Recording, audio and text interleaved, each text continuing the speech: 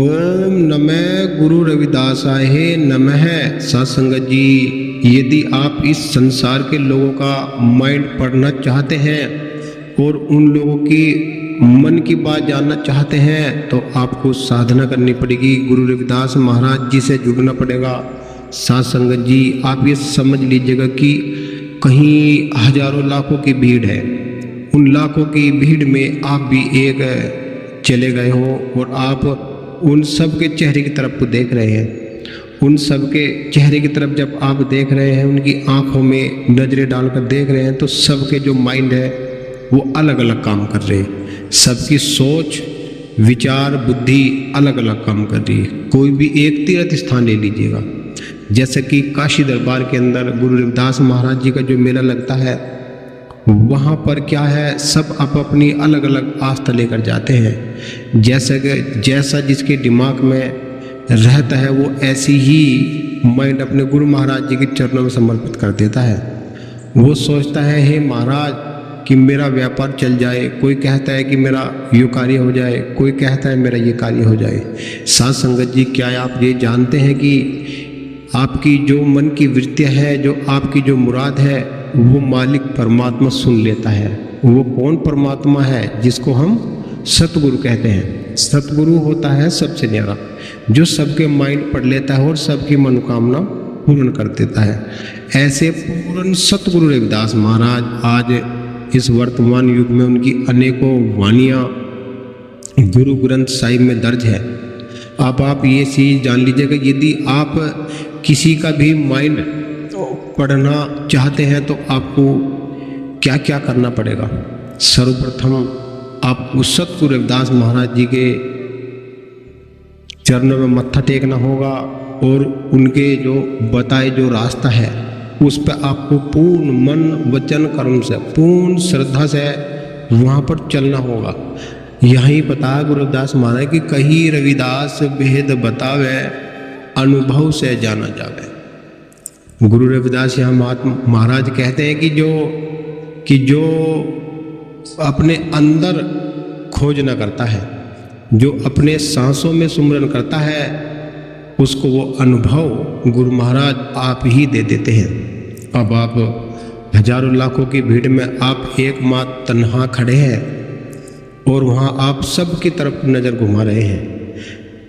कोई अच्छे coat pant में है, कोई बहुत अच्छे कपड़े पहने हुआ है और बहुत अच्छे, सबके पास, सबकी जेबों में पैसा है। आप ये कैसे जान पाओगे? यदि मान लो आपको ऐसा लगता है कि भाई मेरे पास कुछ नहीं है और दूसरे के पास बहुत कुछ है, और यदि आप ऐसा चाहते हैं कि मेरे पास भी वो सब धन दौलत और सब कुछ आ जाए, तो मैं ये कहना चाहता हूँ कि फिर भक्ति उससे अलग रास्ता पकड़ लेगी। भक्ति में न धन दिख जाती, न दौलत दिख जाती। भक्ति में तो केवल साधक की भाव देखा जाता है।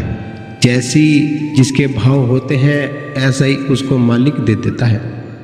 यदि आप अपने जीवन को बेहतर बनाना चाहते हैं और दूसरों के माइंड को पढ़ना चाहते हैं तो आपको सहज ही सतगुरु की भक्ति करनी पड़ेगी। आपके घर में माता पिता है, उनकी आप सेवा कर लीजिएगा। आपके घर में कोई अतिथि आए, उसको अच्छे से जलपान करा देना, और यदि कोई साधु संत आ जाए तो उसकी बंदगी कर लेनी चाहिए। यही वो रहस्य है कि जब ये जीव जान लेता है, कहा भी है कि बंधे को बंधा मिला, बंद छुटावे कौन, और बंदगी करो निर्बंदगी, जो पल में दे छुटा। सासंगत जी, यहाँ साधु हो, संत हो या कोई महात्मा हो या संगत हो, वो एक सतगुरु की बंदगी से ही उसकी गंदगी कर सकती है, अन्यथा बंदगी कटेगी नहीं। क्योंकि सतगुरु निर्गुण होते हैं। निर्गुण जब हम इस बात का हमने विचार कर लिया और अपने विचारों को साफ कर लिया तो हमें चीज़ का ज्ञान हो जाएगा कि निर्गुण क्या है। अब सिरगुण में से ही निर्गुण में जाना पड़ेगा।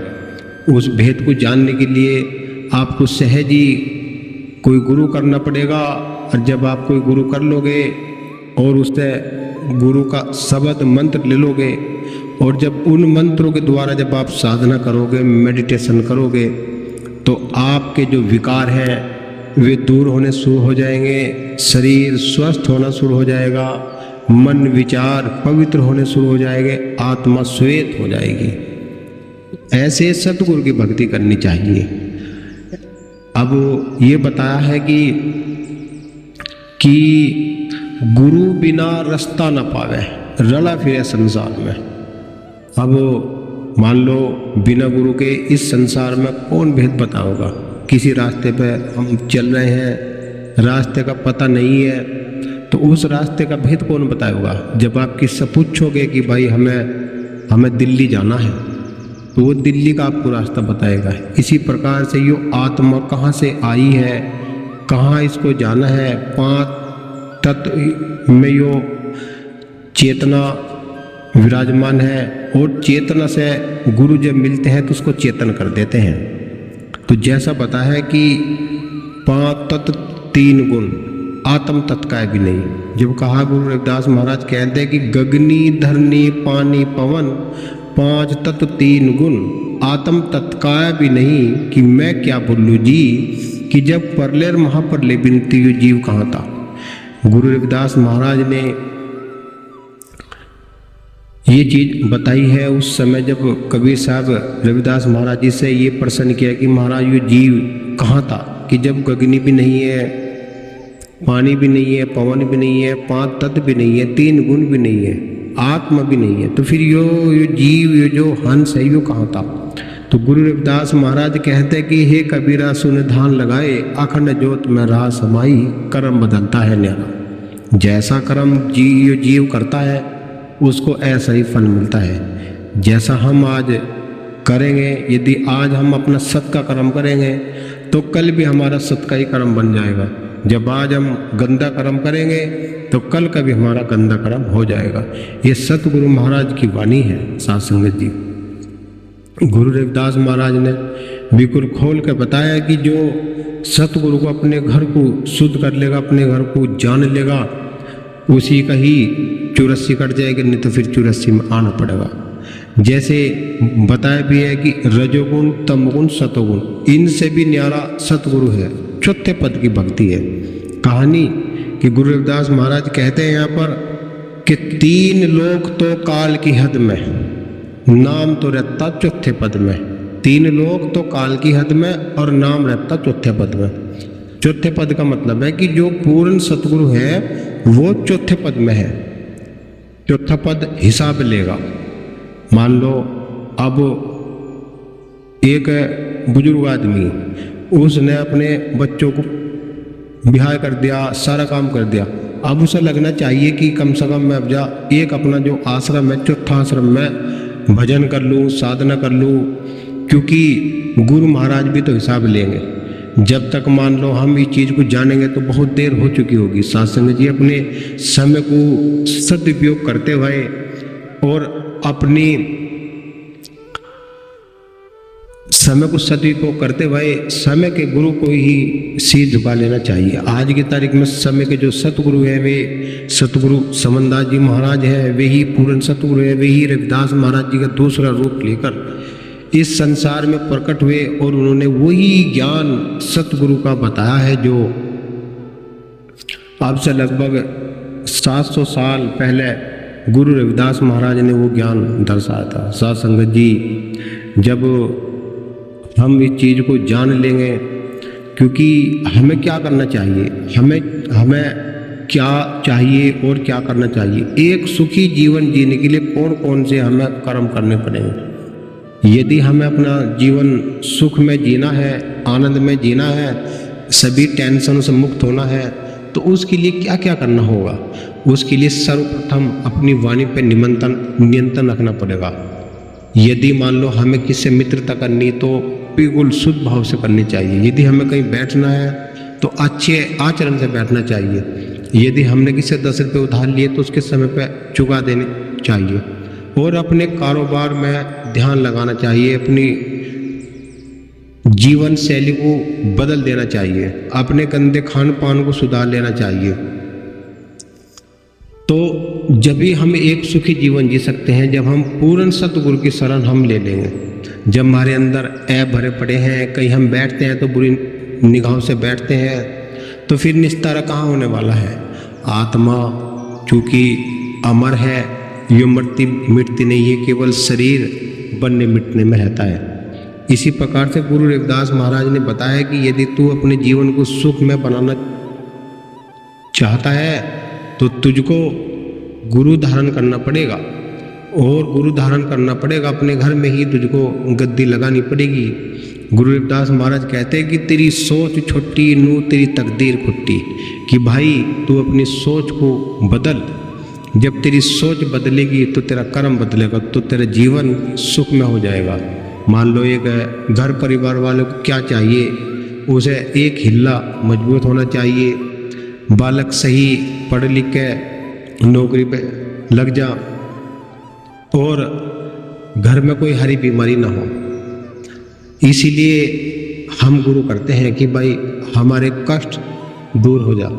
जो ये आत्मा लेप में पत्नी अनादि से चली आ रही है, और हमारा उद्धार यदि होना है तो गुरु महाराज कर देते हैं। तो क्या बताया है कि जब हम अपने सोच को विचार को अच्छे से कर लेंगे और हम अपने घर के अंदर गुरु की रविदास महाराज की गद्दी स्थापित कर लेंगे, तो ये वहीं जोत लगाओगे, वहीं गुरु का भोग लगाओगे, और 10 रुपये मान लो आप अपने घर में इकट्ठा कर रहे हैं, और जैसा कि 1 महीना हो गया, 1 महीने में मान लो आपके 30 रुपये हो गए, 1 रुपये रोज भी आप मान लो निकाल लें, तो 30 रुपये के पतस से लिया हो पूर्णवसी वाले दिन। 1 रुपये के साथ 30 रुपये घर में निकल गए तो उसके पतस से लिया हो, और वे पतस से नगरी में बांट दो। गुरु रविदास महाराज के नाम का वो प्रसाद जब तुम बांट रहे हो तो आपके घर में देखना कि खुशियाँ आनी शुरू हो जाएगी। गुरु कहते हैं कि यदि तू 1 रुपया तू मेरे नाम का निकाल रहा है तो तू उस 1 रुपये से तुझको 1000 रुपये वो देने वाला है। वो कैसे मिलेंगे, जब आप इस चीज़ को पूर्णतः से समर्पित भाव कर लोगे और अपने आचार गंदे खान पान को आप सुधार लोगे। तो यही सतगुरु की भक्ति है, ऐसी भक्ति कर लेनी चाहिए। देखिए, यदि कोई गुरु रविदास महाराज जी के नाम से नहीं जुड़ा हुआ है तो उनके लिए क्या क्या नियम है। उनके लिए सर्वप्रथम उन्हें थोड़ा सा मांस मदिरे से बचना चाहिए, गाली गलौज से बचना चाहिए, और वो जो है 1 रुपये वे अपने घर में से निकाल रहे हैं, उसका हर इतवार में पतस से बांटते हैं, प्रसाद बांटते हैं, ये फिर हर पूर्णवसी को प्रसाद बांटते हैं, तो उनके कर्म जो है सुधरने शुरू हो जाएंगे। और जब सतगुरु की तरफ को थोड़ा 1 रुपया लगेगा तो वो घूम फिर कर वापस आपके ही पास आने वाला है। तो ऐसी भक्ति गुरु ने बताई है, ऐसे नियम उन्होंने बताए हैं। और एक ये नियम है, यदि मान लो आप अपनी वाणी ऐसी बोलिए कि जो मतलब दूसरे के घाव भरते हो, ऐसी वाणी मत बोलिए कि जो किसी के घाव कुरेदते हो। किसी को ऐसी बात न कहिए कि जो किसी को बुरी लग जाती हो, और प्रेम भाव से अपना जीवन जीना चाहिए। जब आप इस चीज़ को पूर्ण रूप से जान जाओगे, इस विधि को जान जाओगे कि हम कहाँ से आए, कहाँ हमें जाना, और कहाँ लगानी हमें आस, और जिस सतगुरु को हम फिर इधर उधर ढूंढते वो है तेरे पास तुझ माही। गुरु रविदास महाराज ने बिल्कुल खोल करके बता दिया है कि जिस मालिक को तू इधर उधर बाहर ढूंढ रहा है, अरे भाई वो तो तेरे अंदर बैठा है, उसको तो तू बस एक बार पुकार कर तो देख। जब तू उसको पुकार करने की विधि जान जाएगा। एक बात सोचो, एक धरती पे कीड़ी चली चींटी, आपको ये कहने लगा भाई उस चींटी के साथ कुश्ती लड़, बताओ चींटी के साथ में कुश्ती कैसे लड़ सकता है जी।